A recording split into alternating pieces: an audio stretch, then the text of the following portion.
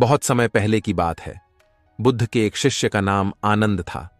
आनंद बुद्ध के प्रिय शिष्यों में से एक थे और हमेशा उनके साथ रहते थे। एक दिन आनंद के मन में कई सवाल उठने लगे। वह बार बार सोचते रहते थे कि जीवन का अर्थ क्या है, मृत्यु के बाद क्या होता है और क्या सब कुछ पहले से ही निर्धारित है। ये विचार उन्हें दिन रात परेशान करते रहते थे। एक दिन आनंद ने बुद्ध से अपनी समस्या साझा की। उन्होंने कहा, गुरुजी, मेरे मन में इतने सारे सवाल उठते हैं कि मैं चैन से सो भी नहीं पाता। कृपया मुझे इस चिंता से मुक्ति दिलाएं। बुद्ध ने शांतिपूर्ण मुस्कान के साथ आनंद को देखा और कहा, आनंद, तुम बहुत अधिक सोचते हो। जब मन में इतने सारे विचार आते हैं तो मन अशांत हो जाता है। यह एक ऐसा जाल है जिसमें फंसकर हम अपनी वास्तविकता से दूर हो जाते हैं। चलो, आज तुम्हें एक कहानी सुनाता हूं।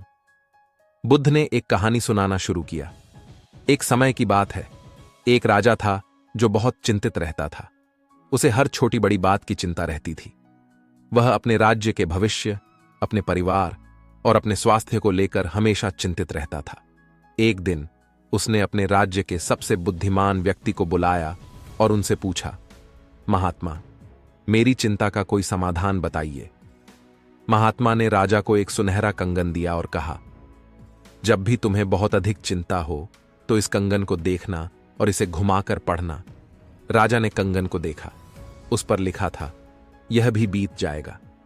राजा ने इसे अपने पास रखा और जब भी उसे चिंता होती वह कंगन को देखकर शांति महसूस करता। धीरे धीरे उसकी चिंताएं कम होने लगीं और वह अधिक शांतिपूर्ण जीवन जीने लगा। बुद्ध ने कहानी समाप्त की और आनंद से कहा, इस कहानी से हमें यह सीखने को मिलता है कि समय का महत्व समझना चाहिए। चिंता और अत्यधिक विचारों में खो जाने से हम अपने वर्तमान को नष्ट कर देते हैं।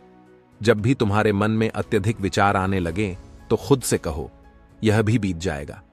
अपने विचारों को शांत करो और वर्तमान में जीने का प्रयास करो।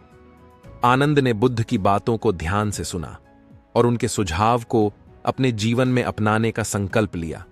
उन्होंने धीरे धीरे अपने विचारों को नियंत्रित करना शुरू किया और अपने मन को शांत करने के लिए ध्यान का अभ्यास किया। अब आनंद को पहले की तरह अत्यधिक चिंताएं नहीं सताती थीं और वह एक संतुलित और शांतिपूर्ण जीवन जीने लगे।